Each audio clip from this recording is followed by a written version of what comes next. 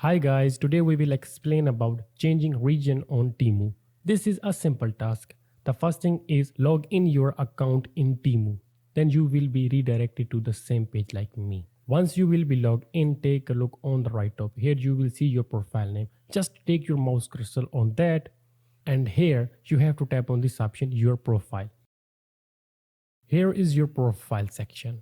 And now take a look on the left side of computer screen. Here you will see few options, and from these options you have to tap on this option, country/region and language. And on the top you can see the selected country. Just tap on it and here choose your desired country. Once you find, tap on that and then your region will be changed on Temu. Just for showing you, I will tap on this option, Australia.